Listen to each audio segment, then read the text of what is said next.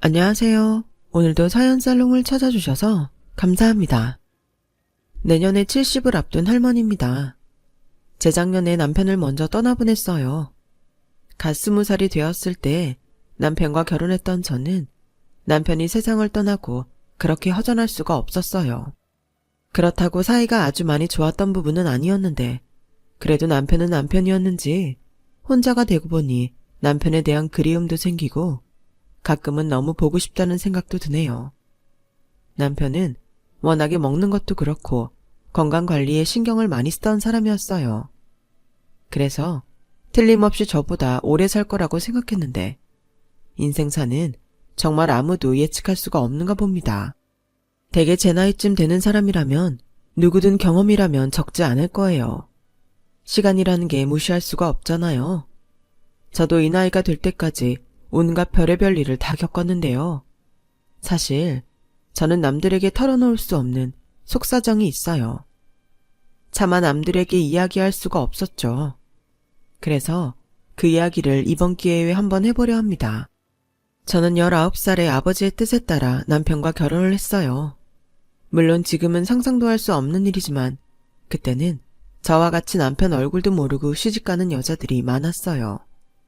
저는 6남매 중 셋째였고 집안이 가난했어요. 지금의 결혼은 남자도 여자도 서로 돈을 내놓고 하지만 옛날엔 돈 한 푼 없어도 그렇게 결혼들을 했었죠. 저는 혼수나 예물 같은 것도 없이 몸만 달랑 시집을 왔어요. 솔직히 제가 시집을 오게 된 가장 큰 이유는 따로 있었어요. 지금도 그때 당시 아버지가 저의 혼사를 결정하고 하셨던 말씀을 또렷이 기억해요. 영자야, 이제 너도 곧 20살이니 시집을 갈 나이가 되었다. 시집이요? 그래, 우리 집은 네가 알다시피 식구가 너무 많아. 아비가 좋은 시댁을 골랐으니 너라도 거기 가서 잘 먹고 잘 살거라. 싫어요. 저는 그냥 여기 있고 싶어요. 어허, 이미 어른들끼리 다 정한 일이야. 그러니 넌 시집갈 준비나 하고 있어. 그래도 좋은 곳으로 시집가는 거야. 아비를 믿어라. 좋은 곳. 며느리에게 어떤 시집이 좋은 곳일까요? 게다가 저는 몸만 달랑 온 며느리인데요. 아버지의 말은 반은 맞고 반은 틀렸어요. 저는 꽤 혹독한 시집살이를 해야 했고 시어머니의 기분이 나쁜 날에는 여지없이 지질이 가난한 집 계집을 데리고 와서 그냥 식모로 받는다고 할 걸 그랬지. 라는 말을 들어야 했으니까요. 친정아버지가 저를 시집 보내려고 했던 가장 큰 이유는 식구가 많았던 친정에 입 하나 줄이는 것이었어요. 저희 친정은 4명이 딸이었고 2명이 아들이었는데 장녀는 살림 미천으로 집에 보탬이 되고 자녀인 저는 돈도 벌지 못하면서 한참 배가 고파 먹을 것을 축내는 존재였던 거죠. 반면 남편의 집은 아들만 둘이었는데 저희 남편은 차남이었어요. 시댁은 장손만 귀하게 대접하는 분위기였고 차남인 저희 남편은 형과 늘 차별을 당하며 거의 없는 사람 취급을 받았어요. 그래서 불행인지 다행인지 저와 남편은 서로를 측은하게 여겼고 그 감정이 저희 둘을 동병상련의 끈으로 묶어주었어요. 그 감정이 저희 부부의 사랑이었다고 생각해요. 저와 남편은 그런 마음 때문인지 인고까지는 아니었어도 크게 다투거나 큰 불만을 갖지 않았어요. 서로 표현하는 법을 몰랐지만 지금 생각해보면 마음은 늘 서로를 보듬었던 것 같네요. 그렇게 나름 신혼생활을 한 지 3년. 시댁에서 별로 관심은 없었지만 저는 임신을 했어요. 그때 당시 이미 형님이 아들을 낳아 시댁은 잔치 분위기였고 저의 임신 소식에는 시큰둥한 반응만 있었어요. 당연히 저는 서운했고 남편은 그런 제 모습을 보곤 이제 식구가 늘어날 테니 우리는 우리대로 서울에 가서 살자고 하더군요. 그래서 곧바로 시부모님에게 분가를 하겠다고 말을 했어요. 뭐? 나가 살겠다고? 네, 어차피 집에는 형도 있고 형수도 있잖아요. 저는 서울에 가서 돈 벌고 제 식구 책임지고 살게요. 안 된다. 말이 결혼이지. 쟤는 우리 집 일하는 사람이야. 쟤 없으면 우리는 어쩌라고. 당장에 똥개저기도 빨아야 하는데 이 나이에 내가 하리? 아님, 이제 막 출산한 첫째한테 시켜? 아이고, 사돈이 그 사실을 알면 퍽이나 가만히 있겠다. 어머니, 어떻게 같은 며느리인데 그렇게 차별을 하세요? 저희 집사람도 홀몸 아니에요. 그래서 뭐, 네 처는 어리고 튼튼하잖아. 그리고 지창금 들고 온 첫째랑 제가 같니? 아무튼 안 된다. 정 나가 살고 싶으면 너만 나가. 가끔 집에 와서 네 처자식 보면 되잖아. 말도 안 되는 소리 그만하세요. 저는 제 집사람 데리고 나갈 거예요. 이 사람 그동안 충분히 시집살이 했고 차별받는 거 저 하나면 좋게요. 어머머, 저 곰같이 생긴 게 너를 아주 단단히 올렸구나. 얌전한 줄 알았더니 불려시었네. 시어머니는 멀리 떨어진 저를 노려보며 말씀하셨어요. 저는 그 눈빛에 주눅이 들었는데 남편은 그 자리에서 더는 할 말이 없다는 듯 일어나 제 손을 잡고 자기만 믿고 따라오라고 했어요. 저는 그렇게 말해주는 남편이 참 든든했고 내심 서울은 한 번도 가본 적이 없었기에 기대하면서도 무엇보다 더 이상 고된 시집살이를 하지 않아도 된다는 생각에 아이처럼 좋아했는데 서울살이는 서울살이대로 힘든 점이 많았어요.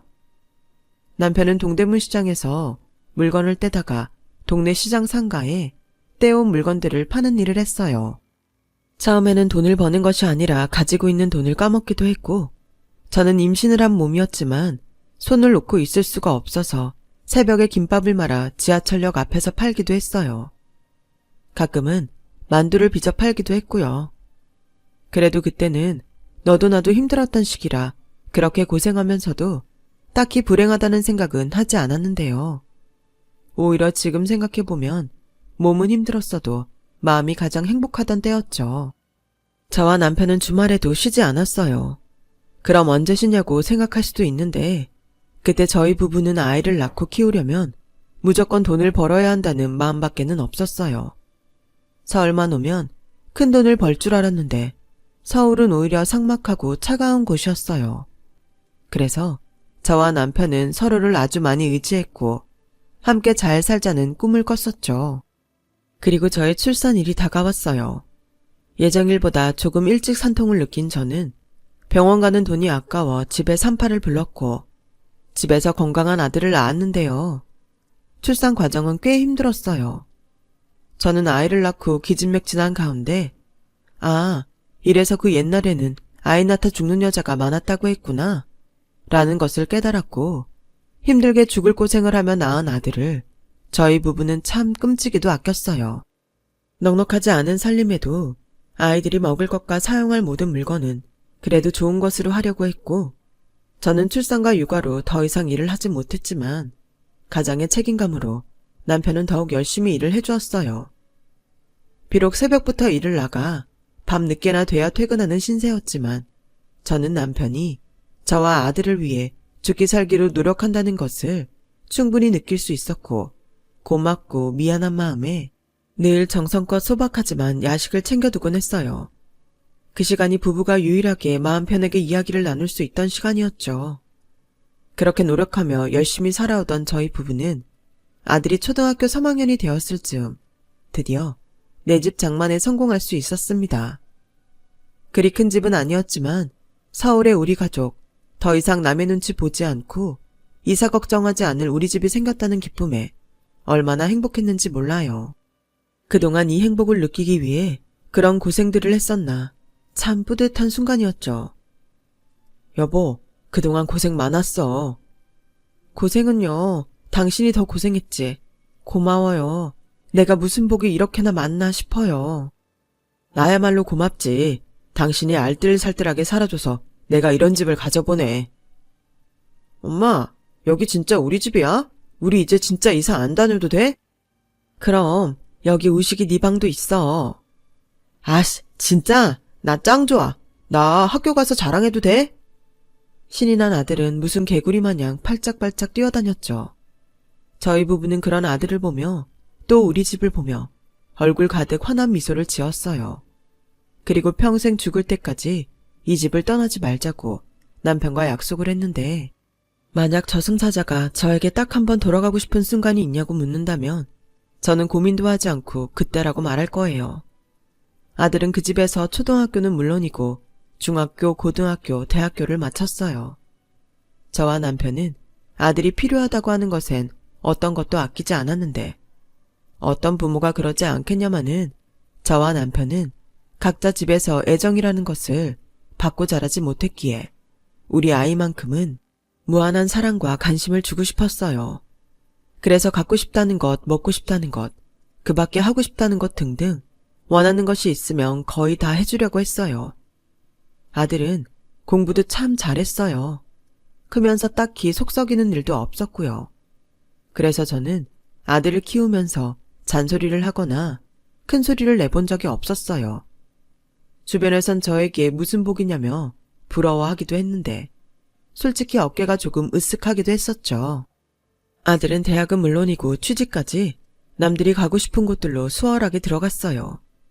어떤 부모가 그런 자식을 자랑스러워하지 않았겠어요.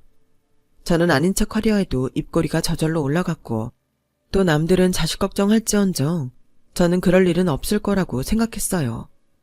그렇게 아들은 청년이 되었고 어느새 결혼할 여자도 집에 데리고 왔는데 제가 보기엔 그저 평범한 집에서 나고 자란 아가씨였어요. 하지만 우리 아들이 좋다고 하니 저와 남편은 반대할 이유가 없었고 그렇게 아들은 결혼을 하게 되었어요. 자식 혼사를 마치고 나니 저와 남편은 이제 부모로서 할 일을 모두 끝낸 기분이 들더군요. 저는 어미라 그런지 가끔은 아들이 떠나고 없는 빈방을 보며 조금 허전한 기분을 느끼곤 했는데 그럴 때마다 남편이 저에게 이렇게 말하며 저의 기분을 헤아려줬어요. 품 안의 자식이라고 이제 장가가서 잘 사는 아들 그만 그리워하고 우리는 우리대로 재미나게 삽시다. 당신한테는 내가 있잖아. 지금 옛 기억을 더듬어 보니 제 남편은 그 또래의 남자 중에서 퍽 다정한 사람이었네요. 저는 남편의 그 말에 위안이 되었고 그저 아들이 행복하길 그리고 우리 부부의 노년이 편안하길 바랬는데요. 결혼한 지 1년이 조금 넘어 저희에게 손주 소식을 안겨준 아들은 뭐가 그렇게 잘 풀리지 않는지 날이 가면 갈수록 얼굴빛이 좋지 않았어요. 우시가 요즘 무슨 일 있니? 얼굴이 많이 상했다. 아니에요, 엄마. 그리고 그런 소리 하면 며느리가 기분이 안 좋지. 아, 그런 거니? 아가, 미안하다. 난 그냥 우식의 얼굴빛이 안 좋은 것 같아서. 어머니, 저는 괜찮아요. 이이가 괜히 그런 소리 하는 거예요. 그리고 요즘 이이가 고민이 있긴 해요. 저는 며느리의 말에 조금 긴장한 얼굴로 무엇 때문에 고민하는지 물었고 아들은 몇 번 뜸을 들이는 것 같더니 남편이 제 옆에 앉자 조심스럽게 이렇게 말했어요. 제가 요즘 하고 싶은 사업이 있어요. 지금 다니는 직장은 회사는 크고 탄탄하지만 제가 하고 싶은 일하고는 거리가 있어서요. 아니, 그래도 요즘 같은 불경기에는 직장 다니는 게 안전하지. 안전하긴 하겠지만 기회가 왔는데 그걸 못 잡는 것도 후회가 될 것 같아서. 처자식이 있는 놈이 책임감 있게 행동해야지. 사업이 말이 좋고 돈이 되는 것 같아 보여도 모험을 하는 거야. 알아요, 아버지. 근데 저 정말 잘할 수 있거든요. 그리고 직장 생활은 정년도 있잖아요. 그 정년 채우지도 못하고 잘리는 일도 많고 저 벌써 동업할 친구도 있어요. 또 하기만 하면 투자하겠다는 회사도 있고요. 이거 진짜 될 사업이거든요. 그래서 뭐 우리한테 도와달라고? 엄마 아버지 노후자금 건드리는 것 같아 마음이 걸리는데 저 진짜 자신 있거든요. 1년, 아니 6개월 안에 빌린 돈 해결할 수 있어요.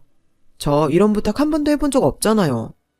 아들은 처음엔 말도 꺼내지 못할 것 같더니 어느새 술술 이야기를 늘어놓았고 저와 남편에게 회사 차릴 때 사용할 돈을 빌려달라고 하는데 저희야말로 무슨 돈이 있겠어요. 그저 저희 부부 노후 때 쓸 돈 조금 있는 게 다였는데 하지만 남편은 저와 생각이 달랐죠.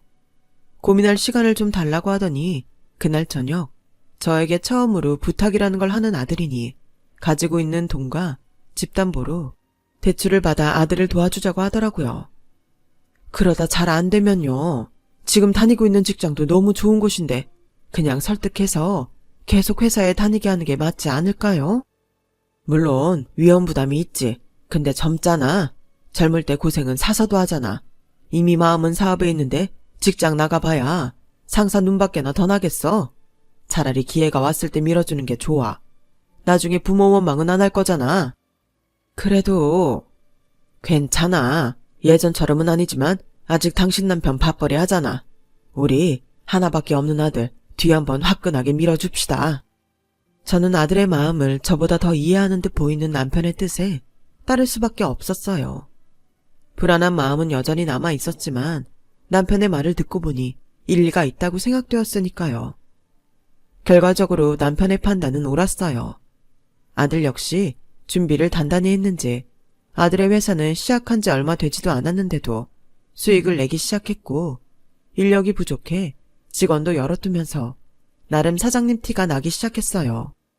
게다가 남편이 선뜻 내어줬던 돈을 1년 만에 모두 갚으며 저희 부부에게 용돈까지 두둑하게 주는데 꼭 돈을 받아서가 아니라 마음이 놓였어요. 그리고 아들이 잘 되자 며느리도 덩달아 신수가 훤해 보였고 경제적으로 여유가 생기니 아들에게 잘하더라고요. 그래서 저는 내심 아들의 사업이 잘 되는 데는 며느리 내조덕도 있겠거니 생각하며 저 역시 며느리에게 잘하려고 노력했어요. 하지만 사업이라는 게 내내 승승장구할 수는 없는 법이죠. 하지만 워낙 부모에게 부탁하거나 손 내미는 것을 하지 못하는 아들은 어려운 상황에서도 도와달라는 말 한 번 없더니 손주 녀석이 초등학교에 입학할 무렵 문제가 드러나기 시작했어요. 잘 되던 사업은 잘 되는 대로 문제가 있었는데 창업 당시 동업을 하기로 했던 사람이 글쎄 제 아들의 뒤통수를 단단히 쳤던 것이었죠. 엄마, 아버지, 죄송해요. 그러게 사람을 다 믿으면 어떡하니? 아휴, 일을 어째. 대학 선배고 또 저는 직장만 다녔지만 그 사람은 자기 회사도 운영해본 사람이라 경영에 대한 부분은 믿을 수 있다고 생각했어요. 작정하고 속인 놈을 어떻게 이겨? 그냥 비싼 수업료 냈다고 생각해야지. 그래서 그놈하고는 연락이 안 돼? 네, 여기저기로 수소문해봤는데 이미 회의로 나른 것 같아요. 그 선배 행방 찾다가 알게 됐는데 저뿐만 아니라 그 전에도 투자 사기로 벌써 여러 사람 등쳐먹었더라고요.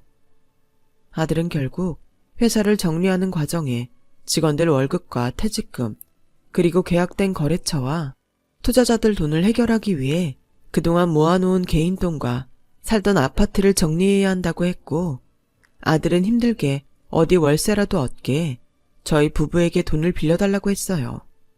하지만 남편은 아들의 그 부탁을 거절했죠. 아들은 당연히 빌려줄 거라고 생각했는지 당황한 얼굴을 하더군요. 그냥 너네 식구 여기 들어와 살아라. 네가 쓰던 방 있으니 그 방에서 지내. 아버지, 여보, 어떻게 그래요? 그 좁은 방에서. 당신이랑 나는 그것보다 더 작은 방에서도 살았잖아. 얘라고 못할 게 뭐 있어. 월세로 나가는 돈도 지금은 아껴야 해. 군말하지 말고 아비 말대로 해라. 그래도 얘 처가 좋아하지 않을 텐데. 저는 갑작스럽게 이야기된 합가에 당황했어요. 물론 아들 역시 당황했고요. 하지만 아들이라고 뾰족한 수가 없으니 남편 말대로 할 수밖에 없었죠. 한 달이 되기 전에 아들 부부는 저희 집으로 이사를 왔어요. 가지고 있던 물건도 거의 버리다시피 하고 왔다고 하더군요. 저는 제 집인데 며느리를 보는 게 힘들었어요. 남편 회사 망해서 집까지 잃고 힘든데 안 하던 시집살이까지 하게 되었으니 어미인 나도 여간 마음이 불편한데 며느리 속은 어떨까 마음도 쓰였어요. 그래서 그런지 며느리는 하루 종일 딱딱한 얼굴로 거의 멍하니 있는 시간이 많았어요. 제가 뭐라고 할 때마다 죄송하다고 하는데 그 죄송하다는 말이 어찌나 불편한지 저도 그 소리가 듣기 싫어서 며느리에게 말을 좀처럼 걸 수가 없더라고요. 그런데 불행은 이상하게 손에 손을 잡고 저를 찾아오는 듯 얼마 지나지 않아 청천벽력 같은 일이 일어났고 그 일은 남편이 간암에 걸렸다는 소식이었어요. 그동안 나름 건강관리도 잘하고 먹는 것도 신경을 많이 썼던 남편이었는데 어떻게 그런 남편이 암에 걸릴 수 있을까? 저는 믿을 수 없었고 남편은 받아들일 수 없어 저희 부부는 힘든 시간을 보내야 했어요. 물론 그것이 불행의 시작이었죠. 여보, 우리 할 수 있는 건 다 해봐요. 요즘은 암도 고칠 수 있는 병이라잖아요. 그래, 나 포기하지 않을게. 당신 두고 내가 어떻게 죽어? 죽는다는 소리 하지 말고요. 내가 여기저기 알아볼 테니 당신은 몸 관리에만 신경 써요. 네? 알겠어. 그리고 병에 걸려서 미안해. 그게 무슨 말이에요? 당신이 걸리고 싶어서 걸렸나? 우리 여태 잘해왔으니까 이번에도 잘해서 꼭 완치해요. 알겠죠? 저는 끝까지 희망을 잃지 않으려 했어요. 남편은 의지가 강한 사람이니 분명 암도 이겨낼 수 있을 거라고 믿었으니까요. 하지만 애석하게도 병이라는 건 제가 생각한 것처럼 희망적이지 않았어요. 수술비와 입원비, 그럼에도 불구하고 확연하게 좋아지지 않는 남편의 병세. 저는 점점 무서웠고 불행 중 다행인지 집에 저 혼자만 있는 것이 아니니 아들과 며느리의 손을 빌리며 겨우겨우 버틸 수 있었어요. 특히 아들보다 며느리가 저에게 도움이 많이 됐는데 같은 여자여서 그런지 정말 두루두루 도움이 많이 됐어요. 그래서 미안하고 고마웠죠. 하지만 김병에 효자 없다고 남편의 투병 생활이 길어지니 저도 그렇고 모든 식구들이 예민해졌어요.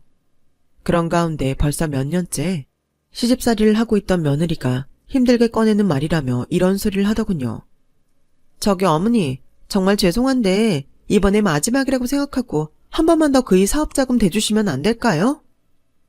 뭐? 내가 돈이 어디 있니? 지난번에도 집담보로 대출받아서 그이 도와주셨잖아요. 이번에도 그렇게만 해주시면 지난번처럼 그이가 금방 재기해서 갚을 수 있을 거예요. 아버님이 언제까지 저렇게 버티실지 모르는데 저희라도 경제적으로 일어나야죠. 아가, 너 힘든 거 안다. 하지만 네 시아버지 저렇게 누워 계신데 난 집까지 건드리면서 너희 못 도와줘. 나야말로 미안하다. 저는 며느리의 부탁을 거절했어요.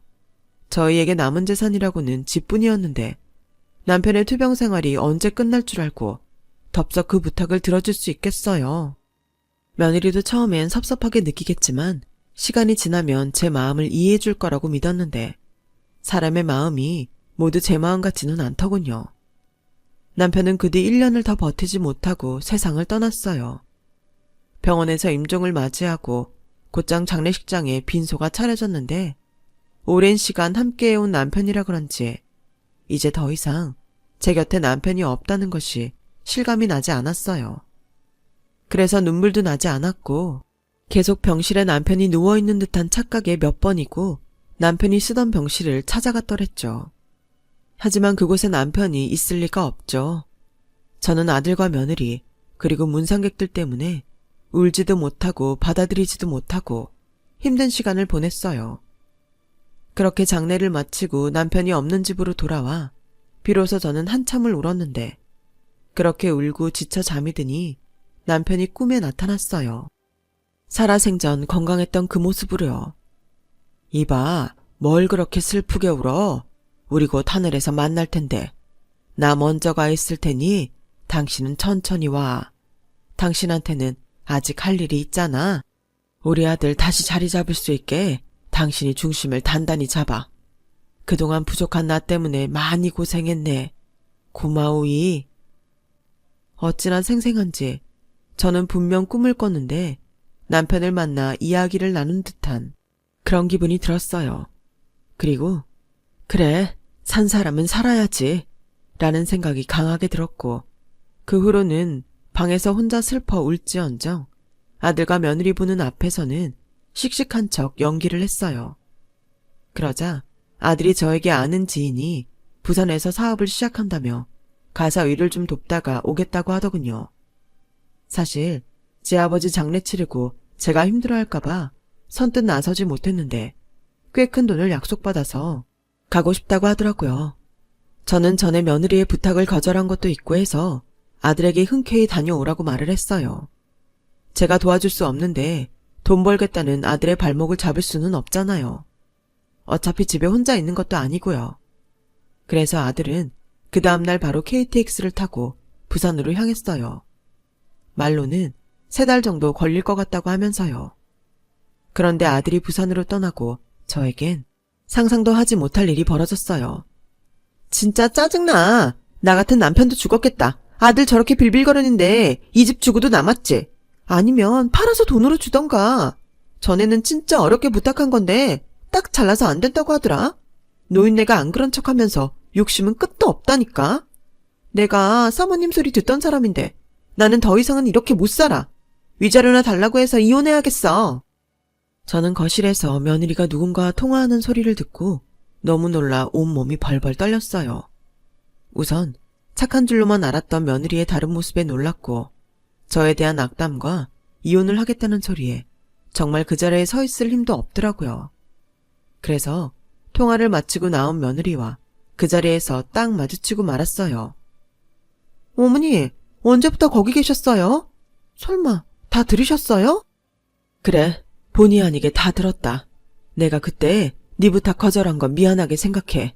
근데 네가 그런 생각하고 있는 줄은 몰랐구나. 이왕 다 까발려진 거 그냥 다 말할게요. 저 처음에 여기 들어와 살라고 했을 때 애들 아빠한테 이혼하자고 했어요. 그런데 그이가 울면서 매달리더라고요. 조금만 참고 기다려주면 부모님이 그냥 손 놓고 있지 않을 거라고. 자기한테 기회가 한 번 더 온다면 분명히 재기할 수 있다고. 그래서 저 참고 견뎠어요. 솔직히 어머님도 아니고 아버님 병수발을 드는데 비위도 많이 상했고요. 제 입장에서 한 번이라도 생각해 보신 적 있으세요? 제가 그동안 얼마나 힘들었는데요. 그래도 참고 버티면 어머님이 저한테 고마워서라도 저희 도와주실 줄 알았는데 그이는 돈 번다고 자꾸 지방으로 돌고 저는 계속 시집살이하고 저 이대로는 못 살아요. 아까 들으셨으니 두 번 얘기 안 할게요. 저 어머님 아들이랑 이혼할게요. 저 벌써 이혼 서류도 가지고 있어요. 며느리는 방에서 이혼 서류를 들고 나와 저에게 보여줬어요. 그 순간 얼마나 심장이 두근거리는지. 물론 며느리 입장에서 생각하면 그럴 수 있다는 생각도 들어요. 하지만 이렇게 갑자기 돌변하는 며느리를 보니 저는 당황할 수밖에 없었고 제가 이 상황에 놀라 주춤하니 며느리는 저에게 마지막이라며 이 말을 했어요. 어머님 아들 이혼시키고 싶지 않으시면 그럼 이제라도 어머님이 이 집에서 나가세요. 그럼 제가 그 사이에 부동산에 이 집 내놓고 집 한 다음에 어머님 월세방 하나 얻을 보증금은 마련해 드릴게요. 솔직히 이게 맞는 거 아니에요? 어차피 이 집 저희 물려주실 거잖아요. 미리 물려줬다고 생각하고 이만 좋게 좋게 정리하자고요. 어쩌실래요? 기어코 아들 이혼시키실래요? 아니면 나가실래요? 저는 그 순간 무서웠어요. 아들은 부산에 가고 없고 이제야 본색을 드러내는 며느리와 한 집에 있을 자신이 없었죠. 그래서 반은 자의로 반은 쫓겨나듯 저는 집을 나왔어요.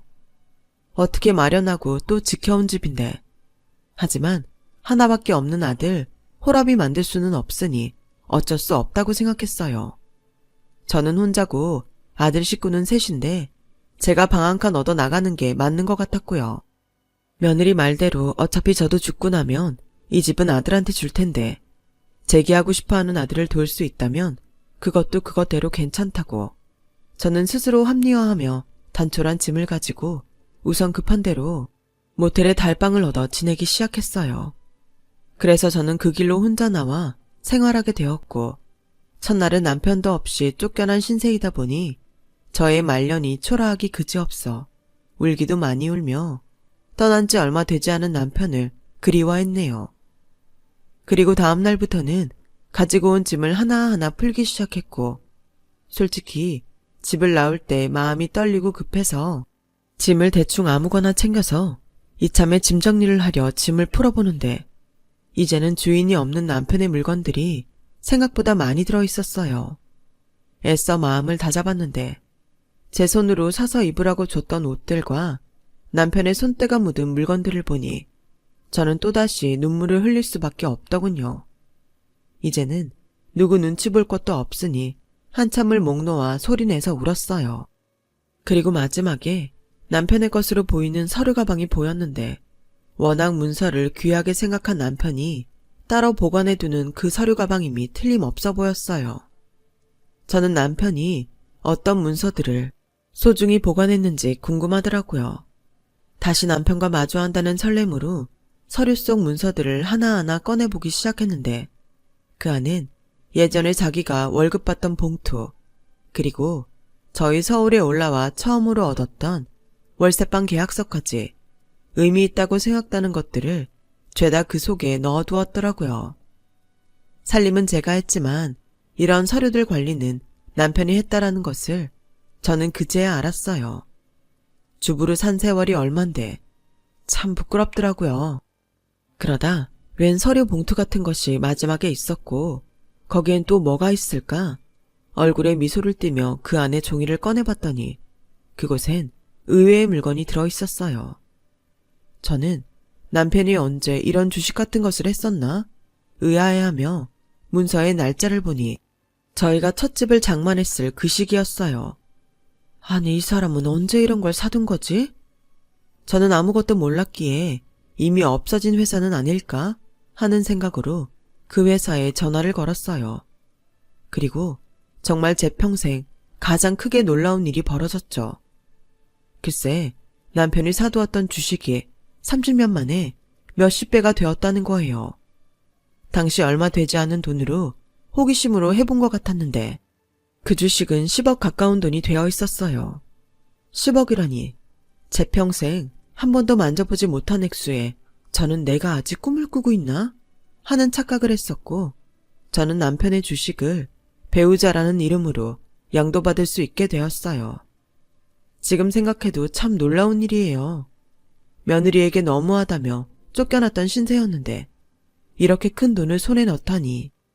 실감이 나지 않았지만 한편으로는 하늘에 있는 남편이 저를 돕기 위해 준비해 놓은 것이 아닌가 하는 생각도 들었었네요.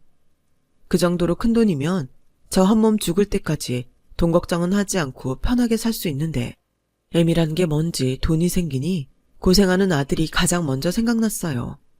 그리고 타이밍 좋게 아들에게 연락이 왔고 며느리에게 모든 이야기를 들은 아들은 저에게 잘못했다며 울면서 저를 찾아오겠다고 하더군요.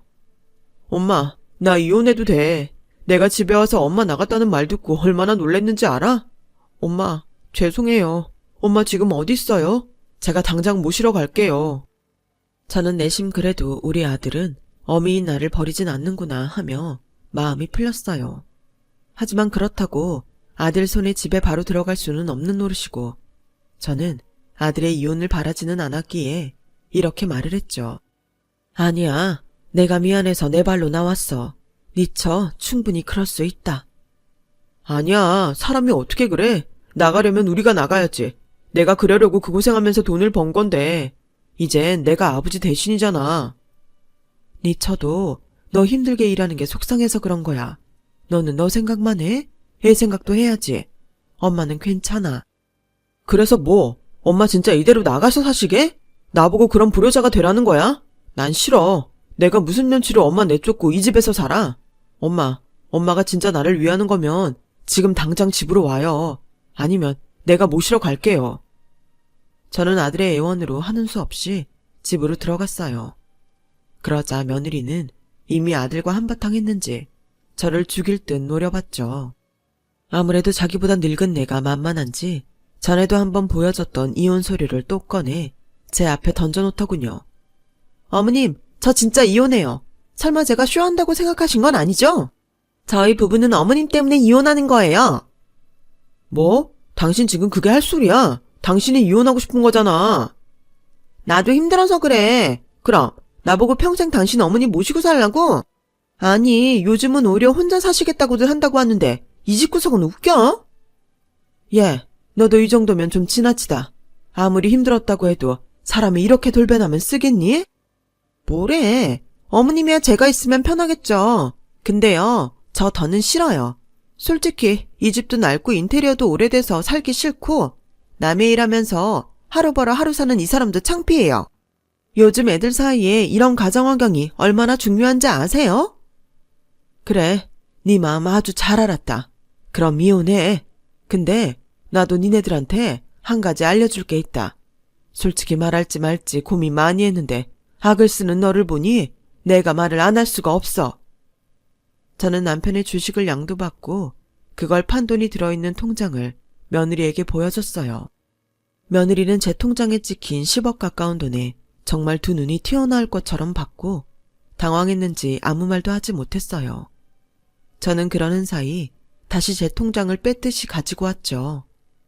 제가 통장을 뺏어오자 며느리는 마치 자기의 돈을 뺏긴 듯 아쉬워하는 얼굴이었는데 그새 계산이 끝났는지 언제 그런 말을 했냐는 듯 완전 꼬랑지를 내리더군요.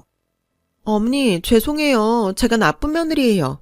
저는 솔직히 어머님이 그렇게 나가실 줄은 몰랐어요. 근데 또 돈이 생긴다고 생각하니 마음이 흔들렸고. 근데 이 사람이 진짜로 이혼하자고 하니까 저도 물러설 수 없었어요. 어머님, 저 사실은 이혼 같은 거 하기 싫어요. 그게 무슨 소리야. 벌써 이렇게 서류도 준비했으면서. 내가 당장 여기 도장 찍어줄 테니 우리 이혼해. 여보, 내가 힘들어서 미쳤었어. 나 원래 안 그런 사람이잖아. 나 어머님 평생 모시고 살 수 있어. 난 믿어줘. 응? 돈이 좋긴 좋구나. 절대 그럴 수 없다고 하더니 이렇게 바로 사람 마음을 바꿔놓고. 근데 얘야, 이젠 내가 싫다. 막말로 내가 돈이 없는 것도 아니고 너랑 불편하게 지낼 이유가 없어. 너도 우리 아들이랑 이혼하고 편하게 살아라. 어머님, 정말 죄송해요. 한 번만 봐주세요. 어머님이 시키는 일이라면 저 뭐든지 할게요. 됐어. 난 이번에 당신한테 정말 크게 실망했어. 우리 엄마가 안 된다고 해도 난 당신이랑 이혼할 거야. 어떻게 내가 없다고 우리 엄마한테 그럴 수가 있어? 당신이 그러고도 애 엄마야? 나중에 당신도 똑같이 될 수 있어. 여보, 잘못했어요. 내가 나 힘든 것만 생각했어. 예전에 사모님 소리 들었던 그때가 그리워서. 내가 이렇게 빌게. 앞으로 어머님한테 진짜 잘하고 살게. 응? 우시가, 그리고 엄마가 할 말이 더 있다. 우리 이 집 예정대로 팔자. 엄마, 이 집이 어떤 집인데 안 돼요. 하늘에서 아버지가 뭐라고 생각하시겠어? 네 아버지 집이니까 너 돕는 데 쓰고 싶은 거야. 물론 공짜는 아니다. 너 다시 기회 주면 잘할 수 있다며. 엄마가, 아니 아버지가 주는 마지막 기회야. 이혼은 네가 잘 생각하고 결정해라. 엄마는 네 결정에 무조건 따를게. 그리고 엄마는 이제 공기 좋고 자연 있는 시골로 갈란다. 가서 꽃도 키우고 채소도 키우고 네 아버지 추억하면서 살고 싶어. 엄마! 여보, 나 한 번만 봐줘. 솔직히 내가 중간에서 나쁜 역할해서 아버님 주식도 알게 된 거잖아. 내 덕도 있다고. 당신 내 덕에 사업 다시 할 수 있는 거라니까. 그리고 우리 아들 생각 안 해? 엄마 없이 당신 혼자 키울 수 있어? 며느리는 마지막까지 자기가 할 수 있는 최선의 발악을 했어요. 하지만 이미 마음을 닫은 아들은 협박용인지 진짠지 모를 이혼 서류에 도장을 찍었죠. 숙려 기간에 따라 며느리와 이혼을 했어요. 남자 혼자 애 키우는 게 힘들 텐데 손주 녀석도 엄마가 아닌 아빠와 살고 싶다고 해서 양육권도 아들이 가지고 왔는데요. 아들은 손주 녀석 때문에 귀촌을 망설이는 저에게 이렇게 말했죠. 엄마, 나도 부모야. 내 새끼 내가 알아서 잘 키울 수 있어. 우리 아들도 초등학생이잖아. 우리 둘이 잘할 수 있으니까 엄마는 엄마가 살고 싶은 대로 살아요. 우리 엄마 그럴 자격 있잖아. 저는 아들의 그런 말에 결심이 섰어요.